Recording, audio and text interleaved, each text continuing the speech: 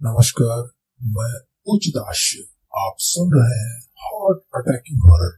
आज आप सुनेंगे मेरी दूसरी कहानी जिसका नाम है कंसर्ट हॉल। यह कहानी यूनिवर्सिटी बेस्ड है। इसमें कई फैकल्टी और कई फैसिलिटीज हैं। कई डिपार्टमेंट होने के साथ साथ इसमें एक ड्रामा डिपार्टमेंट भी है जहां छात्रों को प्ले सिखाए जाते हैं और इन प्लेस की प्रस्तुति कंसर्ट हॉल में होती है। एक दिन कंसर्ट हॉल में प्रेजेंटेशन के दौरान ड्रामा के प्रोफेसर की हार्ट फेल हो जाने के कारण स्टेज पर ही मौत होती है। 2-3 दिनों तक यूनिवर्सिटी बंद रहती है और उसके बाद यूनिवर्सिटी खुलती है और ड्रामा के नए प्रोफेसर नियुक्त किए जाते हैं।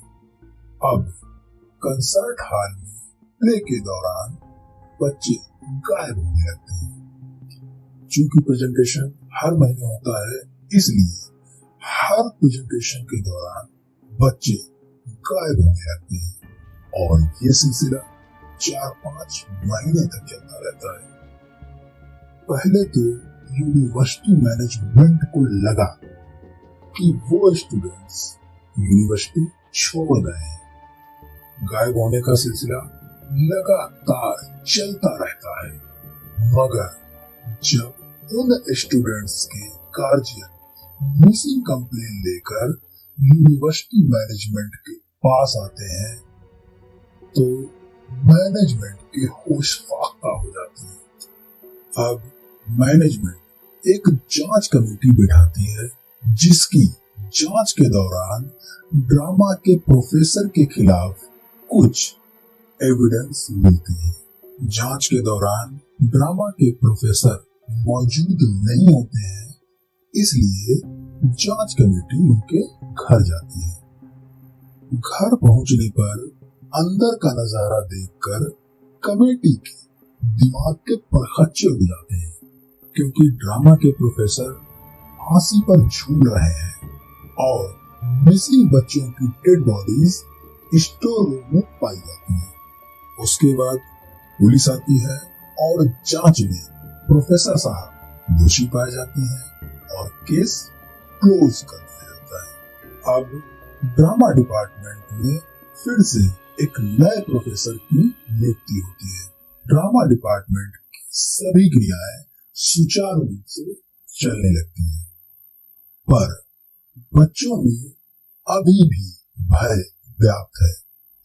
नए प्रोफेसर साहब बच्चों में भय को दूर करने और नई प्रेजेंटेशन के लिए तैयार करने का भरसक प्रयास करते हैं और इसमें सफल भी होते हैं।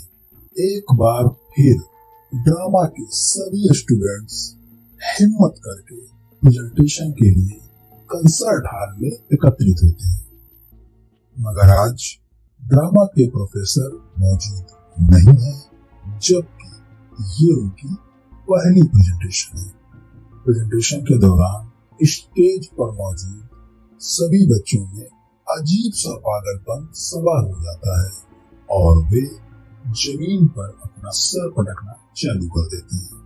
पहले तो सभी लोग इसे प्ले का हिस्सा समझते हैं, पर जब ये क्रिया लगातार चलती रहती है तो कुछ प्रोफेसर्स उनको रोकने के लिए स्टेज पर जाते हैं। प्रोफेसर्स उनको रोकने का प्रयास करते हैं, लेकिन अब बच्चे बेकाबू हो जाते हैं। कुछ बच्चे गंभीर रूप से घायल हो जाते हैं, जिसे देख प्रोफेसर्स जबरदस्ती सभी बच्चों को पकड़कर हॉस्पिटल के लिए भेज देते हैं। हॉस्पिटल पहुंचते पहुंचते 4 बच्चे रास्ते में ही अपना दम तोड़ देते हैं। बाकी बच्चों को इलाज के लिए एडमिट करा दिया जाता है और ड्रामा के प्रोफेसर को सूचित कर दिया जाता है। 3-4 दिन में बाकी बचे बच्चों की हालत में सुधार आता है, पर उनकी मानसिक स्थिति में कुछ परिवर्तन आ जाता है, जिसका परीक्षण साइको डिपार्ट के प्रोफेसर करते हैं। इधर ड्रामा के प्रोफेसर 3-4 दिन तक यूनिवर्सिटी में नहीं आते हैं। तब यूनिवर्सिटी मैनेजमेंट एक कर्मचारी को उनके घर भेजता है। इधर हॉस्पिटलाइज्ड बच्चे अचानक हाइपर हो जाते हैं और अपने आप को मार लेते हैं। उधर जो कर्मचारी ड्रामा प्रोफेसर के घर गया था, वापस आकर मैनेजमेंट को जो बात बताता है, उसे सुनकर मैनेजमेंट के हाथ पांव फूल जाते हैं। दरअसल वर्तमान में जो ड्रामा के प्रोफेसर हैं, वो 1 साल पहले ही मर चुके हैं। ये बात यूनिवर्सिटी में आग की तरह फैल जाती है। इन दोनों घटनाओं से यूनिवर्सिटी में डर का माहौल बन जाता है। अब बच्चे और प्रोफेसर यूनिवर्सिटी छोड़कर जाने लगते हैं। उसके बाद प्रशासन यूनिवर्सिटी में हमेशा के लिए ताला डलवा देता है। उसके बाद कई सरकारें आईं और गईं।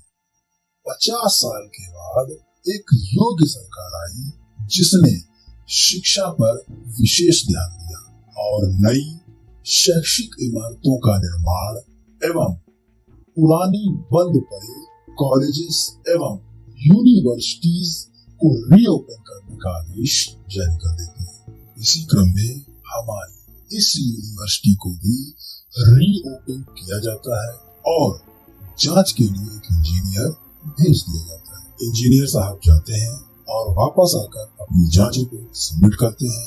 उनके अनुसार बिल्डिंग सही है, पर बिजली, पानी और साफ सफाई की व्यवस्था को दुरुस्त कराने के लिए कहते हैं।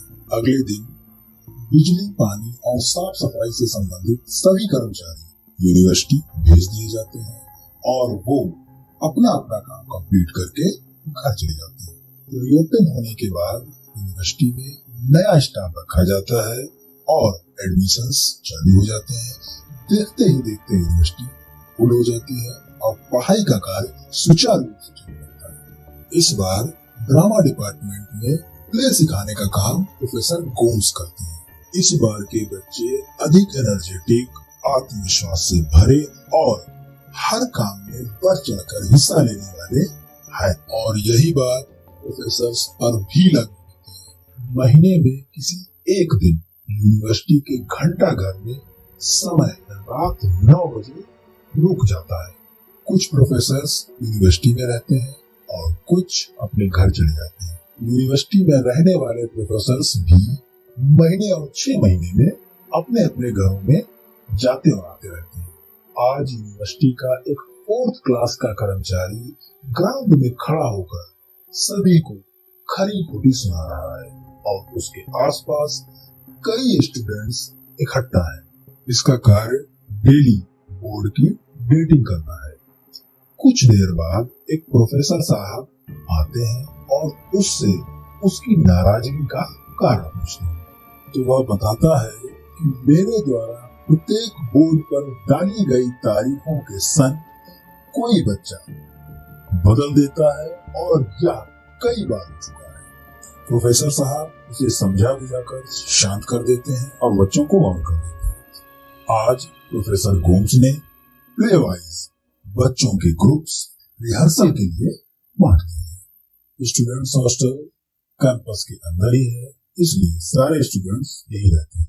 रात 11 बजे हॉस्टल के 5वें माले के एक कमरे के 3 दोस्त ड्रिंकिंग के उद्देश्य से छत पर जाते हैं। 2-3 पैक मारने के बाद एक अन्य स्टूडेंट्स छत पर आता है, जिसे देखकर ये लोग डर जाते हैं और अपनी बोतल छुपाने का प्रयास करते हैं, पर वह इनकी नजरों के सामने ही छत से नीचे छलांग लगा देता है, जिसे देखकर ये लोग हक्का बक्का रह जाते हैं और उठकर छत से नीचे की ओर देखते हैं। नीचे जमीन पर उसी लड़के की खून से लथपथ लाश पड़ी है। डरे सहमे तीनों दोस्त अपने कमरे में आते हैं और साथ रहने वाले 2 अन्य दोस्तों को जगाकर पूरी बात बताते हैं। अब 5 दोस्त लाश को देखने के लिए नीचे जाते हैं। जब ये लोग उस जगह पर पहुंचते हैं, वहां पर कोई लाश नहीं है। हालांकि ये लोग इधर उधर भी देखते हैं, फिर भी इन्हें कोई लाश नहीं मिलती।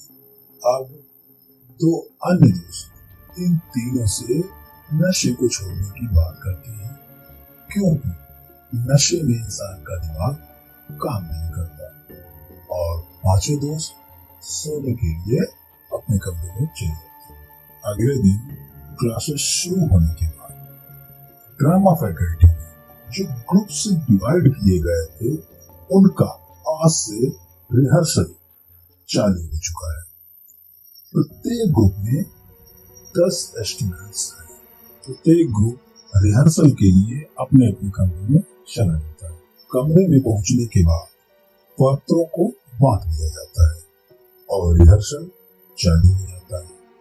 सारे स्टूडेंट्स एक दूसरे से अनजान हैं। रिहर्सल के दौरान एक स्टूडेंट वॉशरूम के लिए चला जाता है, लेकिन उसकी जगह पर कोई और स्टूडेंट वापसी करता है और आकर सबके साथ रिहर्सल में जुट जाता है। यही घटना हर ग्रुप में अलग अलग दिनों में होती है, पर इस पर कोई ध्यान नहीं देता है। ड्रामा डिपार्टमेंट में फर्स्ट चैप्टर से संबंधित प्लेस का रिहर्सल चल रहा है। प्रोफेसर होम्स अपने ऑफिस में बैठे हुए हैं कि तभी किसी एक ग्रुप के बच्चे उनके पास आते हैं और उनसे 5वें चैप्टर के प्ले के बारे में पूछते हैं, जिसे सुनकर प्रोफेसर होम्स भड़क जाते हैं और उनको डांटते हुए भगा देते हैं। ग्रुप नंबर 4 में रिहर्सल के दौरान बच्चों में मतभेद हो जाता है, जिसे सुलझाने के लिए सभी बच्चे प्रोफेसर गोम्स के पास जाते हैं। प्रोफेसर गोम्स बैठे हुए हैं और बच्चे उनसे चैप्टर फर्स्ट के प्ले के बारे में पूछते हैं।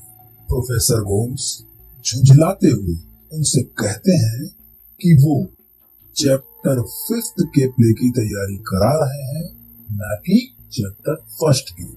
ये सुनकर सभी बच्चे एक दूसरे का मुंह ताकने लगते हैं और प्रोफेसर गोम्स का गर्म मिजाज देखते हुए सभी ऑफिस से बाहर निकल लेते हैं। बच्चों के चैप्टर 1 और चैप्टर 5 के प्ले के बारे में पूछने से प्रोफेसर गोम्स कंफ्यूज हैं और ऑफिस में बैठे अपना सर खुला रहे हैं। क्लासेस ओवर होने के बाद सभी बच्चे अपने अपने रूम में चले जाते हैं।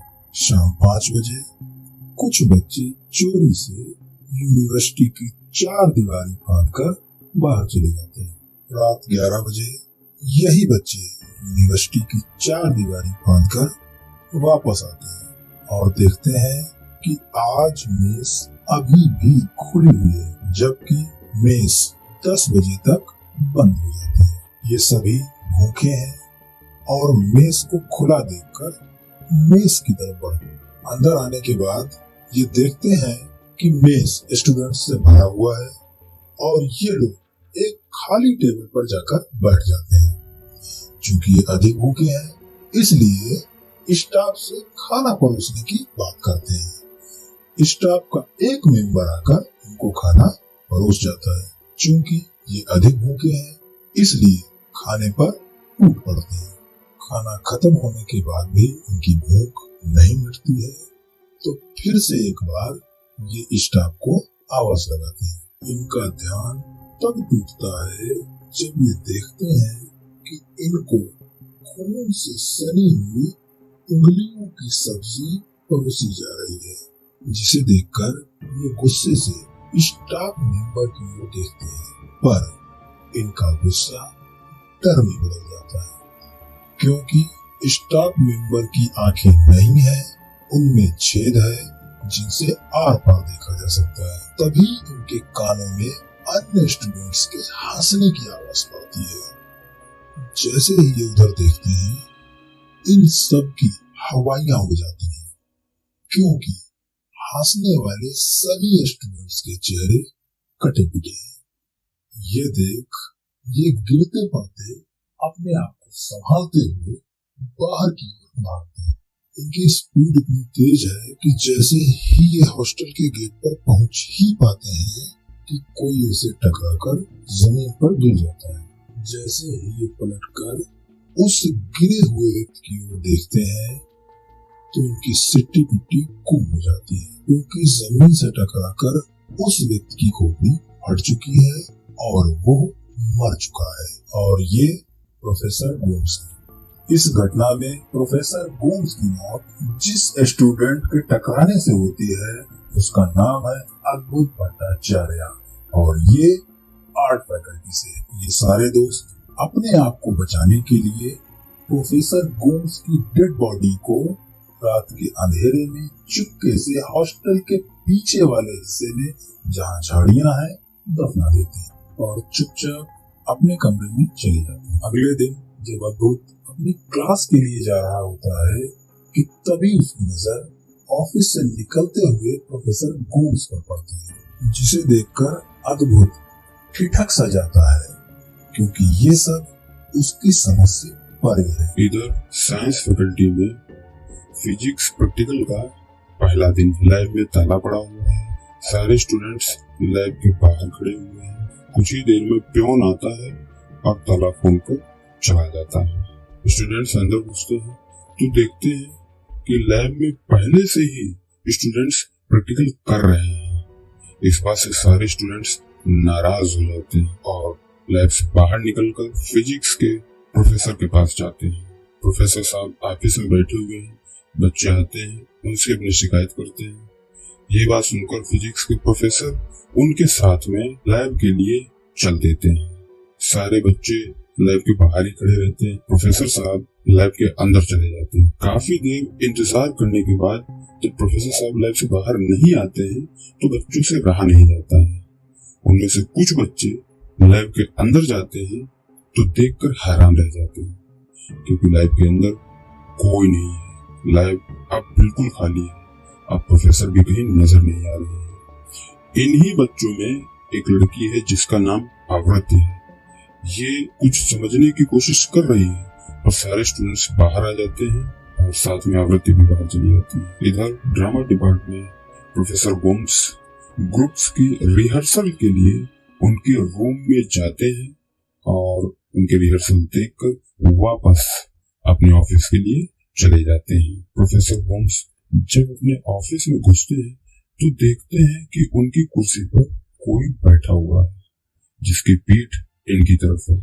ये देख प्रोफेसर होम्स कुछ कहने के लिए जैसे ही आगे बढ़ते हैं वह व्यक्ति कुर्सी सीधी करके इनको देखता है। प्रोफेसर होम्स उसे देखकर अचंभित हो जाते हैं क्योंकि वह व्यक्ति कोई और नहीं बल्कि स्वयं प्रोफेसर गोम्स ही है। खड़े हुए प्रोफेसर गोम्स कुछ कहें इससे पहले ही कुर्सी पर बैठा प्रोफेसर गोम्स मुस्कुराता है और खड़े होकर इनकी तरफ बढ़ता है और इनसे हाथ मिलाते हुए बाहर निकल जाता है। ये चीज इनके लिए हैरान करने वाली है और उसको ढूंढने के लिए ऑफिस से बाहर आते हैं, पर बाहर देखने पर दूसरा प्रोफेसर गोम्स कहीं भी नजर नहीं आता है। आज की सारी क्लासेस ओवर हो जाती हैं और सारे स्टूडेंट्स अपने अपने हॉस्टल चले जाते हैं। रात में जब सारे स्टूडेंट्स सो चुके होते हैं तब हॉस्टल नंबर 8 के ग्राउंड फ्लोर के रूम नंबर 1 का दरवाजा खटकता है। एक स्टूडेंट की आंख खुलती है जिसका नाम कठोर यादव है। उठकर दरवाजा खुलता है, बाहर कोई नहीं है। बाहर निकलकर इधर उधर देखता है, कोई नजर नहीं आता है। वापस अपने कमरे में आता है तो देखता है कि उसके कमरे में 9 लोग लेटे हुए हैं जबकि अलाउड सिर्फ 5 लोग हैं। 4 उसके दोस्त हैं जबकि 5 अन्य स्टूडेंट्स को वह नहीं जानता है। ये देख कठोर गुस्सा जाता है और सभी को जगाता है। कठोर यादव के 4 दोस्त उसकी तरफ आ जाते हैं और अन्य 5 स्टूडेंट्स दूसरी तरफ खड़े हो जाते हैं। अब सभी लोग आपस में कमरे को लेकर झगड़ने लगते हैं। यह झगड़ा इतना बढ़ जाता है कि वार्डन से मिलने का निश्चय करते हैं। अब सभी लोग वार्डन के रूम की तरफ चल देते हैं। 5 अन्य स्टूडेंट्स वार्डन के कमरे में चले जाते हैं जबकि कठोर यादव और उसके साथी कमरे के बाहर ही खड़े रहते हैं। काफी देर इंतजार करने के बाद जब कमरे से कोई बाहर नहीं आता है तब कठोर यादव और उसके साथी और गुस्सा हो जाते हैं और गुस्से में ही कमरे के अंदर चले जाते हैं। अंदर का नजारा देखकर सबकी आंखें फटी रह जाती हैं क्योंकि जो 5 स्टूडेंट्स कमरे में आए थे वो जमीन पर बैठे हुए हैं पर उनका सिर नहीं है, सिर्फ धड़ ही है। ये देखकर कठोर यादव और उसके साथी घबरा जाते हैं और कमरे से बाहर चले जाते हैं। अगले दिन क्लासेस शुरू होने से पहले मेडिकल का स्टूडेंट खुदाए बरगाह जिसका असाइनमेंट का काम अधूरा रह गया होता है, वह मेडिकल डिपार्ट के क्लासरूम में घुसता है जहां पर उसका बैग पिछले दिन छूट गया था। जब वह क्लास में घुसता है तो अचानक से उसकी नजर पंखे से लटके हुए एक स्टूडेंट की बॉडी पर पड़ती है, जिसे देखकर वह डर जाता है और वापस आकर अपने सारे दोस्तों को बताता है। जब उसके सारे दोस्त उसके साथ उसके क्लासरूम में आते हैं तो वहां पर कोई नहीं होता। सभी लोग इसको उसका भ्रम समझते हैं और वहां से चले जाते हैं। क्लासेस शुरू होने के बाद मनोविज्ञान फैकल्टी की स्टूडेंट मन स्थिति चेतना कुछ बुक्स लेने के लिए लाइब्रेरी में जाती है। लाइब्रेरी से एक किताब लेती है और चली जाती है। मन स्थिति चेतना जब अपने क्लासरूम में जाती है तो वहां पर पहले से ही लेक्चर चल रहा होता है। वह अपनी सीट पर आकर बैठ जाती है और लेक्चर सुनने लगती है। कुछ ही देर में लेक्चर खत्म हो जाता है, प्रोफेसर चले जाते हैं और सारे स्टूडेंट्स भी बाहर चले जाते हैं, पर चेतना वही रह जाती है और अपना छूटा हुआ काम पूरा करने लगती है, जिसके लिए वह लाइब्रेरी से लाई हुई बुक को निकालती है और पन्ना पलटती है। पन्ना पलटते ही वह हैरान रह जाती है क्योंकि जो बुक उसने लाइब्रेरी से उठाई थी वो नई एडिशन की थी, जिसको वह अभी पढ़ रही है। उसका एडिशन बहुत ही पुराना है, जिसको देखकर गुस्सा हो जाती है और बुक को अपने बैग में डालकर फिर से लाइब्रेरी की ओर चली जाती है। लाइब्रेरी पहुंच जैसे ही वह बुक निकालती है तो देखती है, हैरान रह जाती है क्योंकि अब उसके हाथ में नया एडिशन की बुक है, जिसे देखकर वह समझ ही नहीं पा रही है, लेकिन फिर भी वह बुक को अपनी बैग में डाल लेती है और चली जाती है। आज की क्लासेस समाप्त हो जाती है। रात का समय है, कुछ स्टूडेंट्स सो रहे हैं, कुछ जग रहे हैं और कुछ पढ़ाई कर रहे हैं। उन्हीं में से एक चेतना भी अपने टेबल पर बैठी पढ़ रही है। कुछ देर बाद लाइब्रेरी से लाई गई बुक को निकालती और पहला पन्ना पलटती है तो फिर से एक बार उसका एडिशन पुराना होता है। आगे पन्ना पलटती है तो हर पन्ने पर पन्ना नंबर के साथ साथ पन्ने की लिखावट बदलने लगती है। यह घटना हर पेज पर होती है। उसके बाद वह बुक बंद कर देती है और आंख बंद करके कुछ देर मंथन करती है और आंख खोलकर पुनः एक बार बुक खोलती है। इस बार जो एडिशन देखती नया है और पन्ने पलटने न तो पेज नंबर बदलते हैं और न ही उनकी लिखावट बदलती है। किताब बंद कर देती है और लेट कर सो जाती है। इधर दूसरी तरफ हॉस्टल नंबर 4 के फर्स्ट फ्लोर के एक रूम का दरवाजा खटकता है। अंदर 5 स्टूडेंट्स पढ़ाई कर रहे हैं, जिनमें से एक स्टूडेंट उठकर दरवाजा खोलता है। दरवाजे पर एक पियोन खड़ा हुआ है जो इन सभी को बाहर चलने का इशारा करता है। 5 लोग उसके साथ चल देते हैं। 5 स्टूडेंट पियोन के साथ हॉस्टल के पीछे की झाड़ियों की तरफ जाते हैं, जहां पर पहले से ही कुछ लोग मौजूद हैं और खुदाई कर रहे हैं। खोदने के बाद उसमें से एक डेड बॉडी निकाली जाती है। डेड बॉडी के ऊपर से जब पन्नी हटाई जाती है तो 5 स्टूडेंट देख के डर जाते हैं क्योंकि ये डेड बॉडी प्रोफेसर कोम्स की है। अब खुदाई करने वाले लोग इन 5 को इशारा करते हैं उस गड्ढे में घुसने के लिए, और 5 वहां से भाग जाते हैं। इन 5 स्टूडेंट में से एक स्टूडेंट का नाम निष्कर्ष भिल्ल है। रात बीत जाती है। अगले दिन क्लासेस शुरू हो जाती हैं। आज मैथ ओलंपियाड का रिजल्ट आने वाला है क्योंकि यूनिवर्सिटी के कुछ बच्चों ने इस कंपटीशन में हिस्सा लिया था। रिजल्ट आने के बाद यूनिवर्सिटी के सारे बच्चे फेल हो जाते हैं जब ये बात प्रोफेसर को पता चलती है तो प्रोफेसर सारे बच्चों को डांटते हैं और मैथ के बच्चों को ये बात हजम नहीं होती है। इसीलिए सारे बच्चे अपनी कॉपी को रीचेक कराते हैं। जब बच्चों को उनकी कॉपियां दी जाती है तो उनकी कॉपियों के सारे पेज सादे होते हैं, उन्होंने कुछ नहीं लिखा हुआ है। ये देख बच्चे अचंभित हो जाते हैं और आपस में डिस्कस करने लगते हैं। इन्हीं स्टूडेंट्स में से एक स्टूडेंट है संख्या मीर, जिसको ये बात समझ से परे लगती है और जिसका पता करने के लिए वह चली जाती है। संख्या मीर प्रोफेसर से बात करने के लिए जैसे ही उनके ऑफिस में घुसती है तो तंग रह जाती है, क्योंकि प्रोफेसर का कटा हुआ सिर जमीन पर रखा हुआ है।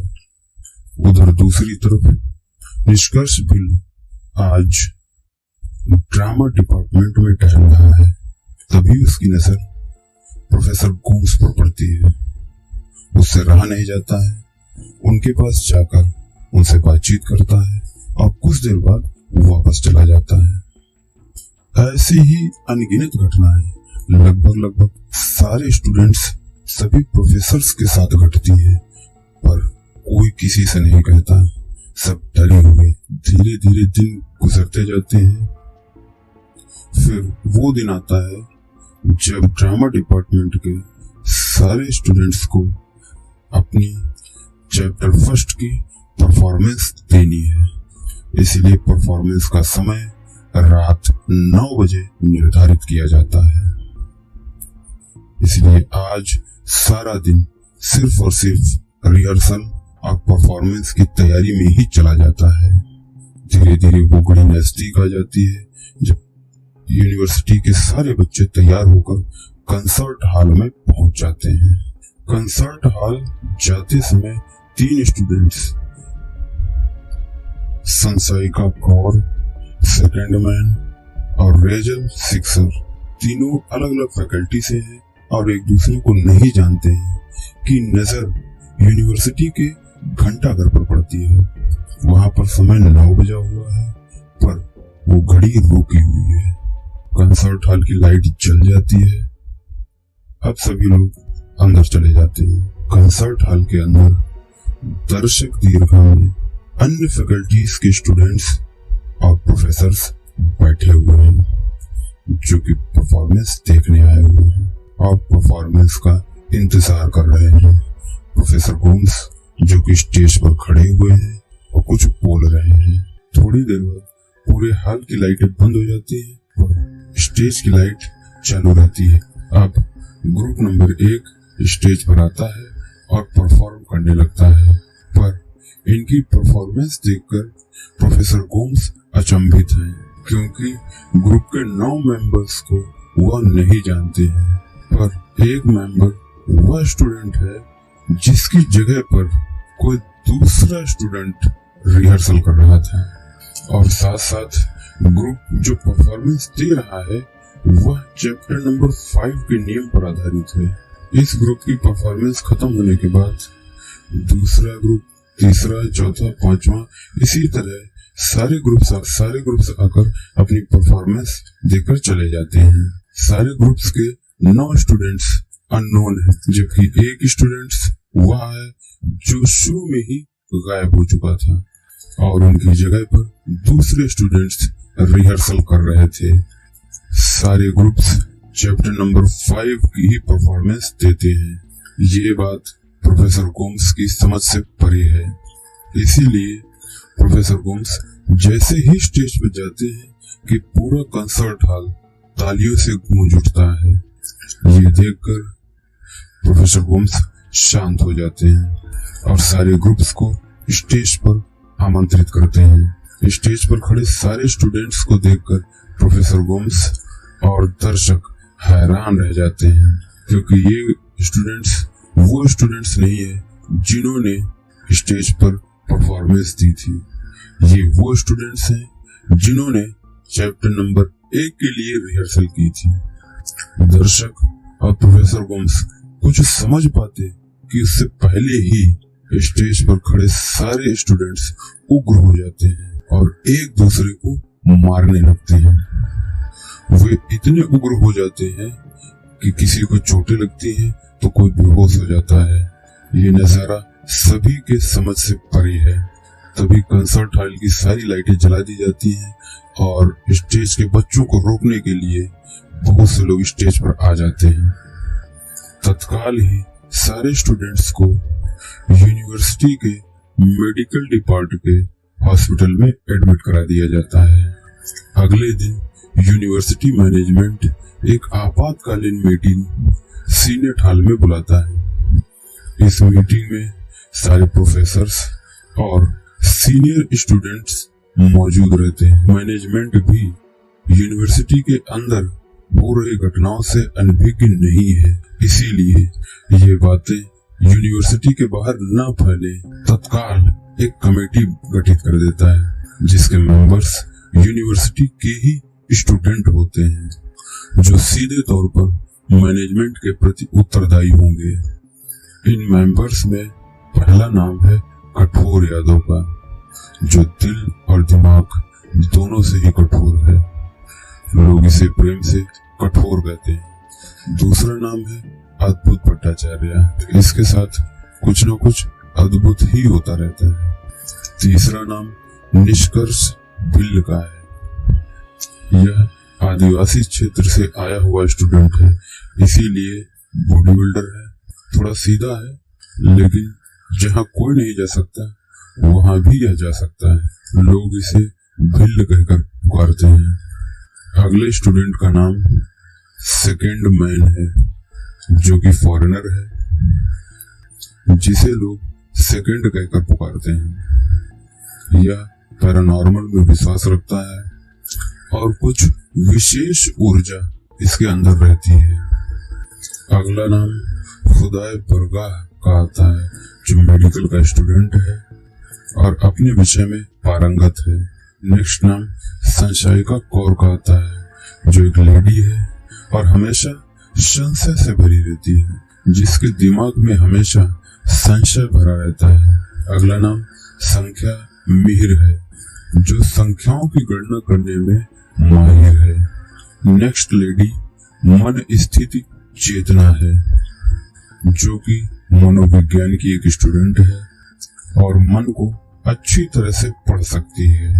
हिमाचल प्रदेश से है, ठंडी में रहने की बहुत अच्छी आदत है। आवृत्ति जो यूपी की है और फिजिक्स डिपार्ट से है, भौतिकी में माहिर है।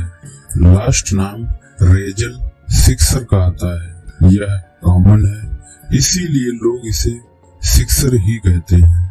इसका सिक्स्थ सेंस बहुत अच्छा काम करता है। कुल 10 स्टूडेंट्स को मिलाकर कमेटी तैयार की जाती है, जिसमें लगभग सभी डिपार्टमेंट के स्टूडेंट हैं। अब ये कमेटी तत्काल अपना काम शुरू कर देती है और सबसे पहले उन स्टूडेंट्स से मिलने अस्पताल जाती है। ये अस्पताल यूनिवर्सिटी के अंदर ही है। सारे स्टूडेंट्स से मिलती है, उनसे बात करती है, उसके बाद कुछ बिंदु अपनी डायरी में नोट कर लेती है। वे बिंदु इस प्रकार हैं। इन बिंदुओं में मेंबर्स का मत है। उनके अनुसार हो सकता है इन बच्चों को किसी ने हिप्नोटाइज किया हो। दूसरा मत यह है कि हो सकता है बच्चों पर काला जादू किया गया हो। तीसरे मत के अनुसार किसी स्पिरिट का साया हो सकता है। चौथा मत इनको डराया या धमकाया गया हो।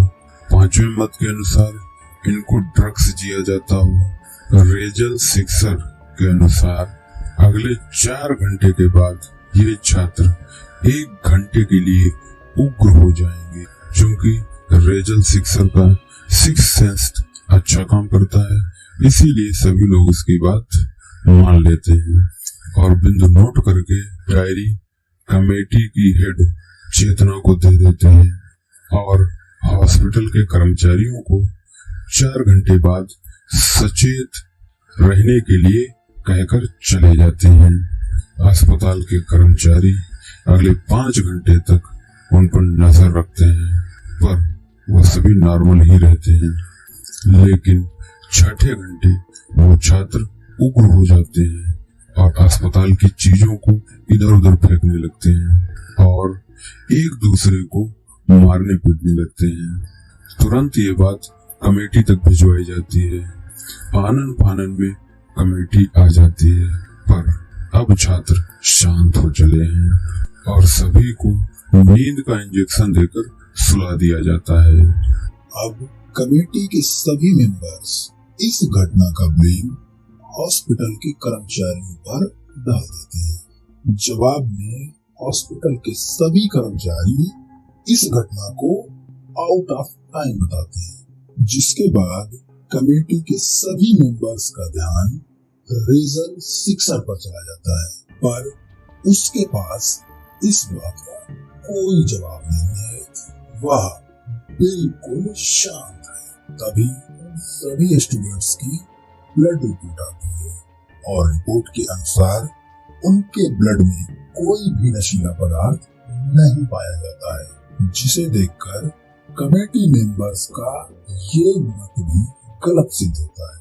अब मनस्थित चेतना अपने मत पर जोर देती है, इसलिए हिप्नोटिज्म के मत को प्रमाणित करने के लिए कमेटी के मेंबर्स साइको डिपार्ट के प्रोफेसर को बुलाते हैं।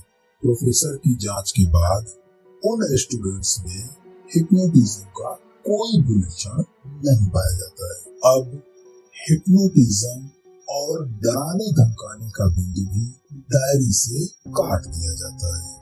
अब कमेटी के मेंबर्स डिस्कस करते हैं और ब्लैक मैजिक की बात पर आकर रुक जाते हैं, जिसको प्रमाणित करने के लिए अद्भुत भट्टाचार्य अपने दादाजी को फोन लगाता है और अगले दिन यूनिवर्सिटी आने के लिए कहता है। अगले दिन दादाजी यूनिवर्सिटी कैंपस से होते हुए मेडिकल डिपार्टमेंट पहुंच जाते हैं, जहां कमेटी के सभी मेंबर्स पहले से ही मौजूद हैं।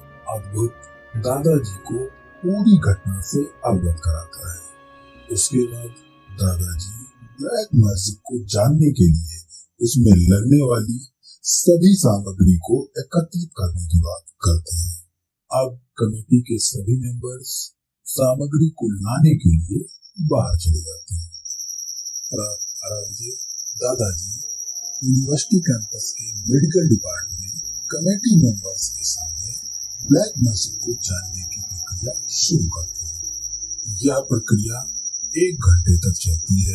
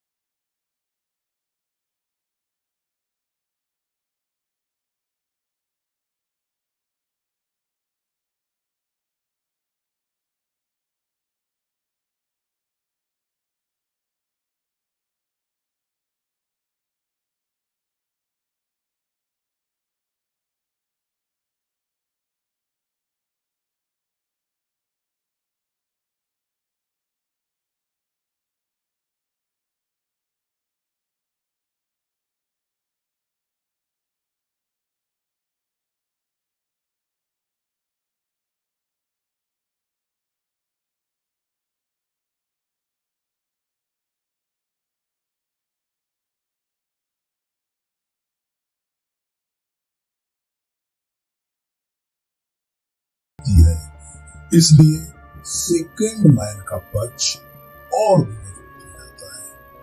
अब सेकेंड मैन पैरानॉर्मल यंत्र को असेंबल करने के लिए अपने कमरे में चला जाता है और यह करने में उसे पूरा दिन लग जाता है। रात 10 बजे सेकेंड मैन कमेटी मेंबर्स के साथ मेडिकल डिपार्टमेंट जाकर अपने यंत्र का सेटअप कर देता है। उसके बाद कमेटी मेंबर्स मेडिकल डिपार्टमेंट भर्ती सभी स्टूडेंट्स के पास जाकर उनके हाव भाव चेक करते हैं, जो कि नॉर्मल होते हैं। इसलिए सभी मेंबर्स हॉस्पिटल से बाहर चले जाते हैं। रात 2 बजे सेकेंड मैन कमेटी मेंबर्स के साथ पुनः मेडिकल डिपार्टमेंट में पहुंच जाता है तो देखता है कि उसका यंत्र पहले से ही ऑन है, जबकि सारे स्टूडेंट्स सो रहे हैं। ये देखकर सेकेंड मैन को डाउट होता है। सेकेंड मैन को ऐसा लगता है कि स्पिरिट ने अपनी प्रेजेंटेशन दे दी है, इसलिए वह कम्युनिकेट करने का प्रयास करता है, पर सफल नहीं होता है। उसके बाद काफी देर तक जब कोई एक्टिविटी नहीं होती है तो यंत्र को ऑफ करने के लिए जैसे ही वह स्विच बटन को टच करता है, अचानक मीटर पर रीडिंग दर्ज होती है और तभी पूरी यूनिवर्सिटी की लाइट चली जाती है। कमेटी का एक मेंबर पार्ट चेक करने के लिए हॉस्पिटल से बाहर आता है, तभी उसकी नजर कंसर्ट हॉल पर पड़ती है जहाँ की लाइट जल रही है। अब वह सप्लाई रूम की तरफ चला जाता है। रूम में आकर देखता है कि सारे वायर जलकर राख हो चुके हैं। यह देखकर वह रूम से बाहर निकल जाता है। रास्ते में आकर उसकी नजर कंसर्ट हॉल पर पड़ती है जहाँ की लाइट अब भी जल रही है। यह बात उसे कुछ अजीब लगती है, जिसकी खबर वह अन्य कमेटी मेंबर्स को देने के लिए चला जाता है। ये बात सुनकर सेकेंड मैन के आग्रह पर आगे की क्रिया को कंप्लीट करने के लिए सभी लोग कंसर्ट हॉल की तरफ चले जाते। कंसर्ट हॉल का दरवाजा खुलते ही सभी की नजर स्टेज पर खड़े प्रोफेसर गोम्स पर पड़ती है, जो कि कुछ सोच रहे हैं। चूंकि यूनिवर्सिटी का माहौल इस समय खराब चल रहा है, इसीलिए सब लोग अपने अपने स्तर से खोजबीन करने का प्रयास कर रहे हैं। ये सोचकर कमेटी के मेंबर्स यंत्र का सेटअप करने लगते हैं और ये सब होते हुए प्रोफेसर गोम्स देख रहे हैं। कुछ देर बाद यूनिवर्सिटी के 2-3 प्रोफेसर और आ जाते हैं। आगे की प्रक्रिया शुरू हो जाती है। मीटर रीडिंग नहीं देता है। कुछ देर बाद प्रोफेसर गोम्स कंसर्ट हॉल से बाहर चले जाते हैं कि तभी यंत्र से एक बार बीप की आवाज आती है। सेकेंड मैन कुछ समझे इससे पहले ही यंत्र उठ जाता है। अब सेकेंड मैन दूसरा यंत्र लेने के लिए अपने रूम पर चला जाता है। जब काफी देर तक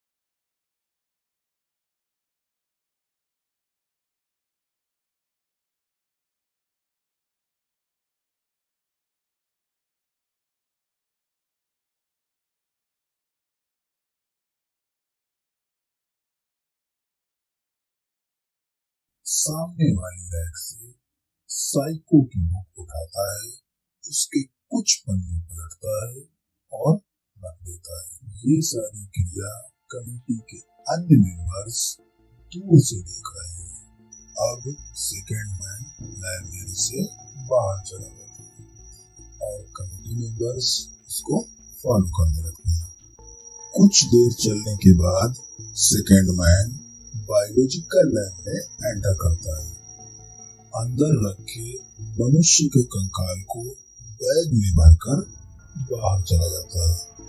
कमेटी मेंबर्स दूर से ही उसकी अजीबोगरीब हरकत को देख रहे हैं और उसका पीछा कर रहे हैं।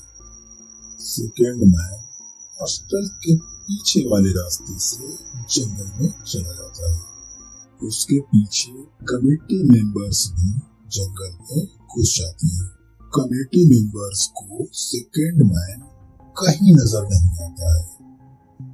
कुछ देर ढूंढने के बाद अचानक इनकी नजर सेकंड मैन पर पड़ती है, जो कि फावड़े से एक जगह की मिट्टी बराबर कर रहा है। यह देखकर कमेटी मेंबर्स को लगता है कि वह कंकाल को दफना चुका है। अचानक से उसकी नजर कमेटी मेंबर्स पर पड़ जाती है और वह भागने लगता है। कमेटी मेंबर्स भी उसके पीछे दौड़ने लगते हैं। आगे जाकर सेकंड मैन जंगलों में कहीं खो जाता है और इनकी लाख कोशिशों के बावजूद भी नहीं मिलता है। वापस आकर ये लोग उस मिट्टी वाली जगह को खोद कर देखते हैं। अंदर गड़ी बॉडी को देखकर सभी मेंबर्स की आंखें फटी की फटी रह जाती है, क्योंकि डेड बॉडी सेकंड मैन की है। सभी लोग एक दूसरे का मुंह ताकने लगते हैं। तभी किसी के गिरने की आवाज आती है। अचानक से सभी का ध्यान टूटता है और भागने वाले सेकंड मैन का ख्याल आता है। अब सभी लोग आवाज वाली दिशा की तरफ बढ़ते हैं। कुछ देर बाद सेकंड मैन पीठ के बल गिरा हुआ दिखाई देता है। ये देखकर सभी लोग ठिठक जाते हैं। कुछ देर बाद रेजर सिक्सर हिम्मत करके उसके पास जाता है और उसे पलट देता है। जैसे ही रेजर सिक्सर की नजर उस पर पड़ती है, वह चीखकर भाग जाता है। रेजर सिक्सर को भागता देख सभी हैरान है। अब सभी की नजर नीचे जाती है। नीचे का नजारा देख सभी के पैरों तले जमीन खिसक जाती है। अब सभी लोग डर के मारे इधर उधर भागने लगते हैं, क्योंकि जमीन पर सेकंड मैन के कपड़ों में संशय का कौर की डेड बॉडी पड़ी है, मगर मन स्थित चेतना नहीं भागती है। उसके दिमाग में डर नहीं, सवाल है। सवाल क्या है? अगर ये संशय का कौर की डेड बॉडी है और कब्र में सेकंड मैन की डेड बॉडी है, तो तीसरी कब्र में कौन है? अब मन स्थित चेतना सेकंड मैन की कब्र के पास आती है और उसके पास बनी तीसरी कब्र को खोदती है। खोदने के बाद जब उसकी नजर कब्र की डेड बॉडी पर पड़ती है, तो उसके होश फाख्ता हो जाते हैं। इस कब्र में स्वयं मन स्थित चेतना की डेड बॉडी है। इधर प्रोफेसर होम्स लाइब्रेरी में ड्रामा की बुक पढ़ रहे हैं। तभी उनकी नजर सामने पड़ती है। सामने भी प्रोफेसर होम्स किताब लिए पढ़ रहे हैं। चूंकि लाइब्रेरी में कुछ शीशे भी लगे हुए हैं, इसीलिए उनको लगता है कि ये इनकी परछाई है। कुछ देर बाद परछाई बुक के लास्ट पेज पर कुछ लिखती है और रख देती है। ये देखकर ये परछाई की तरफ बढ़ते हैं और परछाई भी इनकी तरफ बढ़ती है। जैसे ही दोनों नजदीक आते हैं, परछाई गायब हो जाती है और ये दूसरे सिरे पर पहुंच जाते हैं। लाइब्रेरी के इस साइड पर शीशा नहीं है, शीशे अन्य साइडों पर है। कुछ देर सोचने के बाद प्रोफेसर गोम्स अपने हाथ में पकड़ी हुई किताब का लास्ट पेज खोलते हैं। लास्ट पेज पर लिखी बात इनकी समझ से परे है। दरअसल पेज पर लिखा है, आज मुझसे बहुत बड़ी गलती हो गई कि मैंने उसे एक मौका दिया। प्रोफेसर गोम्स अपने ऑफिस में कुर्सी पर बैठे कुछ सोच रहे हैं। तभी बाथरूम से एक शख्स आकर इनके सामने पड़ी कुर्सी पर बैठ जाता है। जैसे ही इनकी नजर उस पर पड़ती है, ये चौंक जाते हैं, क्योंकि सामने बैठा शख्स भी प्रोफेसर गोम्स ही है। ये कुछ कहें कि उससे पहले ही सामने वाला शख्स हाथ जोड़ते हुए कहता है, बस बहुत हुआ, अब तुम मेरी जिंदगी से चले जाओ। ये कहकर सामने वाला शख्स गायब हो जाता है। जैसे ही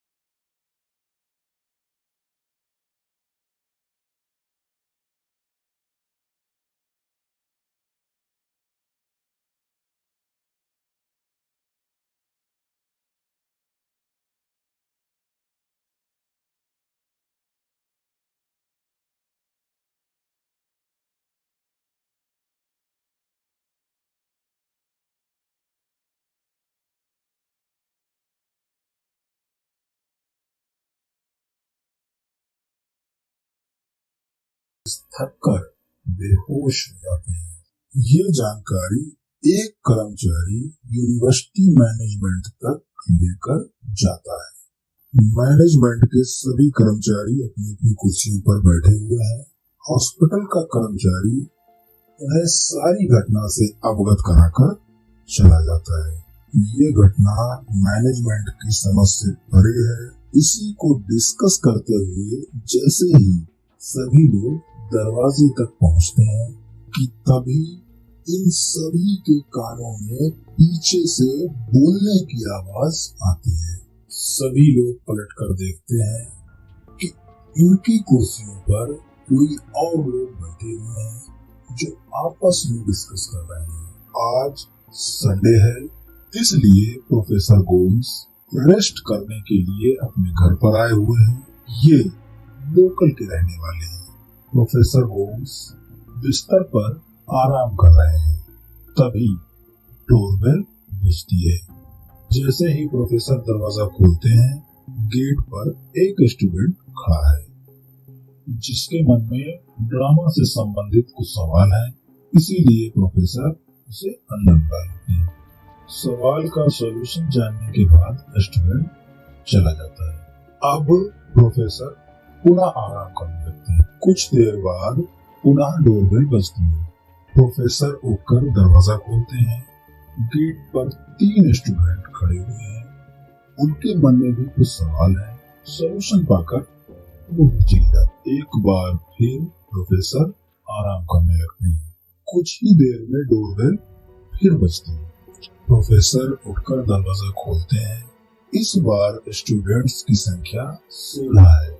इस बार प्रोफेसर इरिटेशन के साथ सबको सॉल्यूशन देकर विदा कर देते हैं। परेशान प्रोफेसर बिस्तर पर आकर गिर जाते हैं। अगले ही पल डोरबेल फिर बजती है। गेट खुला होने के कारण सारे स्टूडेंट्स अंदर घुस आते हैं और बिस्तर पर लेटे प्रोफेसर को नींद से जगाने लगते हैं।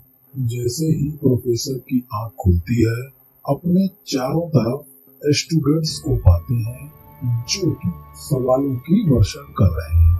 ये देखकर प्रोफेसर गुस्से से पागल हो जाते हैं और सामने दीवार पर टंगी तलवार को लेकर स्टूडेंट्स पर वार करना चालू कर देते हैं। देखते ही देखते सारे स्टूडेंट्स सब्जियों की तरह कटकर जमीन पर पड़े होते हैं। इसके बाद प्रोफेसर का गुस्सा शांत होता है और ये देखकर वह घबरा जाते हैं। अब सभी स्टूडेंट्स को बोरियों में भरकर रख देते हैं। अब प्रोफेसर दूसरे कमरे में आकर आंख बंद करके बिस्तर पर लेट जाती है। आधे घंटे बाद इनकी आंख खुलती है तो देखते हैं कि एक व्यक्ति जो प्रोफेसर की यूनिफॉर्म में है पंखे से फांसी लगा रहा है। इनके कुछ कहने से पहले ही वह फांसी पर झूल जाता है। यूनिवर्सिटी की घंटा घर की घड़ी में रात्रि के 8 बजे है और कंसर्ट हॉल में रिहर्सल चल रहा है।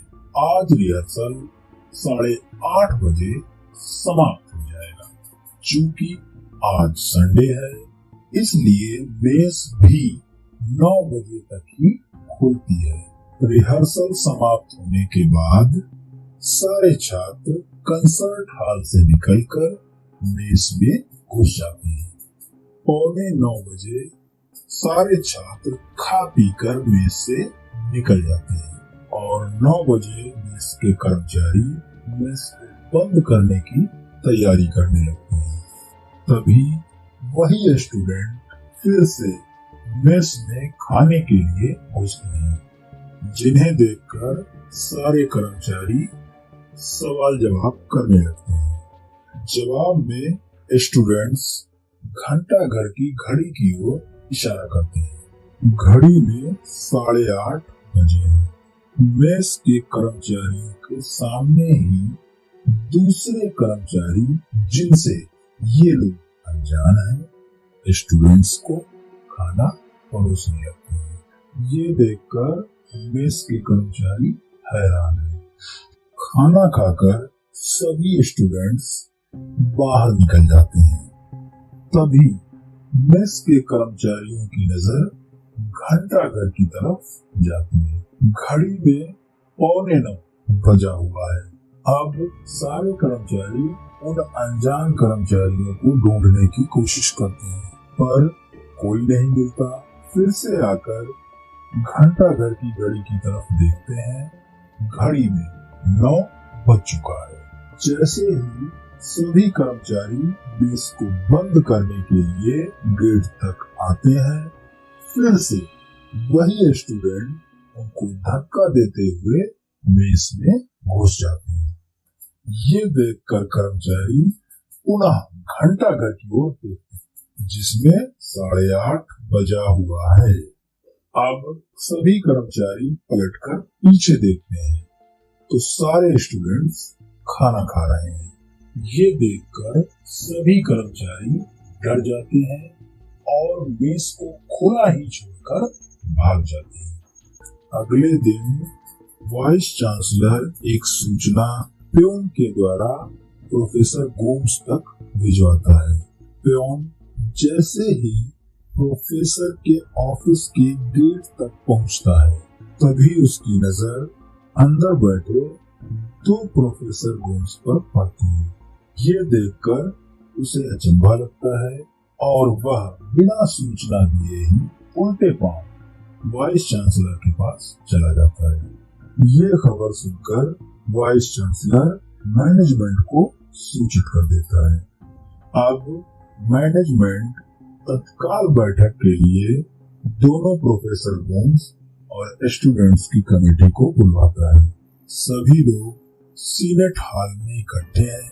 अब मैनेजमेंट प्रोफेसर गोम्स से उनके डबल होने का राज पूछते हैं। जवाब में गोम्स 1 गोम्स 2 को अपने बचपन का बिछड़ा हुआ जुड़वा बताते हैं, जो कि अब उनसे प्रॉपर्टी और पद में हिस्सेदारी की मांग कर रहा है। ये सुनकर मैनेजमेंट गोम्स 2 की प्रॉपर्टी की हिस्सेदारी की बात मानते हुए पद की हिस्सेदारी की बात खारिज कर देता है और सख्त चेतावनी देते हुए यूनिवर्सिटी से बाहर का रास्ता दिखा देता है। गोम्स 2 सीनेट हॉल से बाहर निकल जाते हैं और गोम्स 1 अपनी क्लास अटेंड करने के लिए चले जाते हैं। अब मैनेजमेंट कमेटी से इस केस को लेकर कुछ डिस्कस करने लगता है। तभी प्रोफेसर गोम्स हाफते हुए सीनेट हॉल में आते हैं और गिर पड़ते हैं। मैनेजमेंट कुछ पूछे उससे पहले ही प्रोफेसर गोम्स पिछले दिन उनके साथ घर पर घटी घटना का वर्णन करते हैं। ये सुनकर सभी लोग पूरी तरह हिल जाते हैं और प्रोफेसर गोम्स को अपने पास रोककर स्टूडेंट कमेटी के 5 मेंबर्स को प्रोफेसर गोम्स के घर जाकर जांच करने का आदेश दे देते हैं। अब बचे हुए 2 मेंबर्स को क्लास अटेंड करने गए प्रोफेसर की जांच के लिए भेज देते हैं।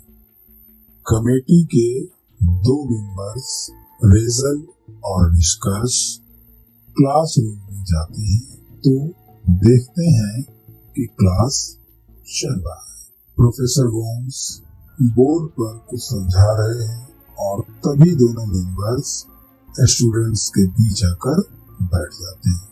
कुछ देर बाद उन्हें एहसास होता है सब कुछ थम गया है। इस बात की सूचना देने के लिए जैसे ही ये उठने का प्रयास करते हैं तो इन्हें एहसास होता है कि इनके शरीर का आधा हिस्सा जम गया है।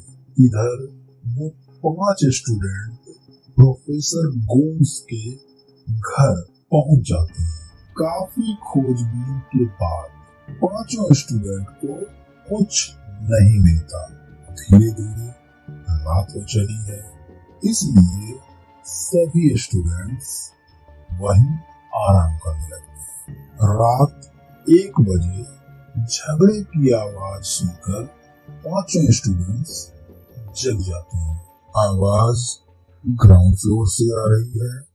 जब ये लोग नीचे झांक कर देखते हैं तो दोनों प्रोफेसर गोम्स आपस में झगड़ रहे हैं।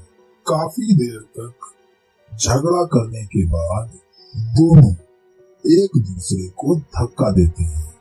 एक चाकू रखी टेबल के पास गिरता है और दूसरा पिस्टल रखी टेबल के पास गिरता है। झटके से दोनों लोग मेजों पर रखे हथियारों को उठाकर एक दूसरे पर वार करते हैं, जिसमें पिस्टल वाला प्रोफेसर चाकू वाले प्रोफेसर को मार देता है। चाकू वाले प्रोफेसर को मरा देखकर पिस्टल वाला प्रोफेसर ब्लैक मैजिक की क्रिया को आगे बढ़ाने लगता है। अचानक चाकू वाला प्रोफेसर उठकर पीछे से पिस्टल वाले प्रोफेसर की गर्दन काट देता है, जिससे पिस्टल वाला प्रोफेसर ब्लैक मैजिक के चक्र में गिरकर मर जाता है। उसके बाद चाकू वाला प्रोफेसर भी जमीन पर गिर जाता है। उसकी नजरें ऊपर की तरफ हैं। ऊपर पांचों स्टूडेंट उसकी तरफ देख रहे हैं। इधर यूनिवर्सिटी के घंटाघर की सुइयां बहुत तेजी से उल्टी हो रही हैं। देखते ही देखते घनघोर बादल छाने लगते हैं। उधर ड्रामा क्लास के जाम स्टूडेंट्स में मूवमेंट होने लगता है। अचानक यूनिवर्सिटी में भूचाल आ जाता है। सारे स्टूडेंट्स और स्टाफ कंसर्ट हॉल की ओर खींचे चले जाते हैं। जैसे ही सभी लोग कंसर्ट हॉल के सामने इकट्ठा होते हैं, अचानक कंसर्ट हॉल का गेट खुल जाता है। सभी लोग अंदर घुस जाते हैं। सामने स्टेज पर प्ले चल रहा है और ऑडियंस पहले से ही बैठी हुई है। प्ले के बीच में प्रोफेसर गोम्स स्टेज पर आते हैं और कुछ बोलने से पहले ही हार्ट अटैक से मर जाते हैं। बैक स्टेज से दो स्टूडेंट्स आते हैं और प्रोफेसर गोम्स की बॉडी को खींचकर पीछे ले जाते हैं। प्ले के दौरान एक और प्रोफेसर आते हैं और स्टेज पर ही अपने आप को फांसी लगा लेते हैं। इसके बाद बैक स्टेज से एक प्रोफेसर फ्रंट स्टेज पर आते हैं और स्टेज पर खड़े हुए स्टूडेंट से कुछ डिस्कस करते हैं, फिर वापस चले जाते हैं। उनके पीछे पीछे एक प्योन भागता हुआ जाता है। इधर स्टेज पर खड़े स्टूडेंट्स हाइपर हो जाते हैं। पर्दा गिरता है और कुछ देर बाद उठ जाता है। स्टेज पर मैनेजमेंट का एक कर्मचारी बैठा हुआ है। तभी प्योन वापस आकर उसे प्रोफेसर के 1 साल पहले मरने की खबर देता है। अगले प्ले में सेकंड मैन अपने कमरे में यंत्र को सही कर रहा है। तभी पीछे से सनशाइका चाकू से वार कर देती है। सेकंड मैन वहीं मर जाता है। अब सनशाइका जल्दी जल्दी में सेकंड मैन के कपड़े उतारकर खुद पहनती है और अपने कपड़े सेकंड मैन को पहना देती है। जैसे ही सेकंड मैन के कपड़ों में सनशाइका पलटकर गेट तक आती है, उसका चेहरा सेकंड मैन में बदल जाता है और वह चली जाती है। इधर जमीन में पड़े सनशाइका कौर के कपड़ों में सेकंड मैन का चेहरा भी सनशाइका कौर में बदल जाता है। अगले प्ले में बायोलॉजिकल लैब का गेट खुलता है। बदली शक्ल में सनशाइका कौर मन स्थित चेतना की लाश को लेकर अंदर घुसती है और लाश को एसिड के टैंक में जाकर डाल देती है और कंकाल को निकालकर टेबल पर रखकर बाहर चली जाती है। अगले सीन में कमेटी के 5 स्टूडेंट्स प्रोफेसर के घर में सो रहे हैं। तभी मन स्थित चेतना खिड़की से अंदर आती है और इन लोगों को सोता देखकर मुस्कुराती है। बैग से खंजर निकालकर सबको मौत के घाट उतार देती है। अचानक से पूरे कंसर्ट हॉल की लाइट ऑफ हो जाती है और चारों तरफ अंधेरा हो जाता है। कुछ देर बाद हंसने की आवाज के साथ स्टेज की एक लाइट ऑन होती है। स्टेज पर खड़े प्रोफेसर गोम्स हंस रहे हैं। कुछ देर बाद स्टेज की अन्य लाइट्स भी ऑन हो जाती है और प्रोफेसर गोम्स के साथ कमेटी के 8 मेंबर्स भी खड़े होकर हंस रहे हैं। कुछ देर बाद 8 मेंबर्स की शक्ल प्रोफेसर गोम्स में बदल जाती है और सारे स्टूडेंट्स प्रोफेसर गोम्स में समा जाते हैं। इसके बाद पूरे कंसर्ट हॉल की लाइट्स ऑन हो जाती है। ऑडियंस में बैठे यूनिवर्सिटी मैनेजमेंट के हर मेंबर की सांसें थमी हुई हैं। उधर दूसरी तरफ बैठे 3 लोगों ने ये देखकर रेजर सिक्सर की आंखें फटी हुई हैं। प्रोफेसर गोम्स बेहोश हैं और बिल के दिमाग में अपने नाम के अनुसार कुछ निष्कर्ष ढूंढने लगता है और इनके आगे बैठी ऑडियंस तालियां बजा रही है, पर इनके पीछे खड़े स्टूडेंट्स डरे सहमे हैं। तभी अचानक से प्रोफेसर गोम्स उनके पास आ जाते हैं, जिसे देखकर सभी स्टूडेंट्स इधर-उधर भागने लगते हैं।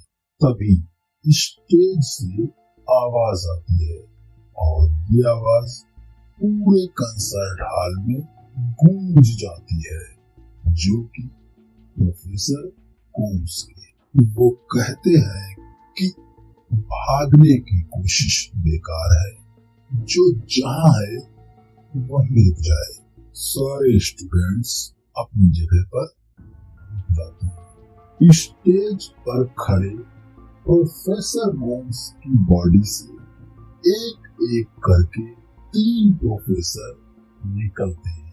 अब स्टेज पर 4 प्रोफेसर मौजूद हैं, जिसमें 2 एक शक्ल के हैं और 2 अलग अलग चेहरों के हैं। कुछ देर बाद 3 प्रोफेसर रेत की तरह धूमिल हो जाते हैं। अब स्टेज पर प्रोफेसर गोम्स ही खड़े हैं, जो कुछ देर हंसने के बाद कर्कश भरी आवाज में इन सभी को चेतावनी देते हैं। अगर तुम सभी लोग बचना चाहते हो तो तुम्हारे बीच बैठे प्रोफेसर गोम्स को मेरे हवाले कर दो और जाओ। रेजर सिक्सर निष्कर्ष बिल और बेहोश प्रोफेसर गोम्स को छोड़कर बाकी सभी लोग यूनिवर्सिटी कैंपस से बाहर जाने के लिए कंसर्ट हॉल से बाहर निकल जाते हैं, क्योंकि इन तीनों को स्टेज पर खड़े प्रोफेसर ने रोक रखा है। अब प्रोफेसर स्टेज पर एक बड़ा सा सर्किल बनाता है। उसके बाद निष्कर्ष बिल और रेजर सिक्सर से बेहोश प्रोफेसर गोम्स को उस सर्किल में रखकर जाने के लिए कहता है। दोनों लोग बेहोश प्रोफेसर गोम्स को उठाकर सर्किल में रख देते हैं और जाने लगते हैं। तभी स्टेज वाला प्रोफेसर निष्कर्ष से बेहोश प्रोफेसर को होश में लाने की बात कहता है। निष्कर्ष वापस आकर बेहोश प्रोफेसर गोम्स को 2 झटके देता है, जिससे गोम्स कुछ होश में आ जाते हैं और तब निष्कर्ष चला जाता है। जैसे ही दोनों कंसर्ट हॉल से निकलकर कैंपस के मेन गेट की तरफ जाते हैं, तो देखते हैं कि इनके पीछे बैठे स्टूडेंट्स और मैनेजमेंट कैंपस के बाहर रोड पर खड़े हैं और इनके आगे के स्टूडेंट्स जो तालियां बजा रहे थे, गेट से पहले ही जाम खड़े हैं। अब दोनों लोग अपनी जान बचाते हुए मेन गेट से बाहर निकल जाते हैं। आधे घंटे बाद यूनिवर्सिटी में आया हुआ भूचाल शांत हो जाता है।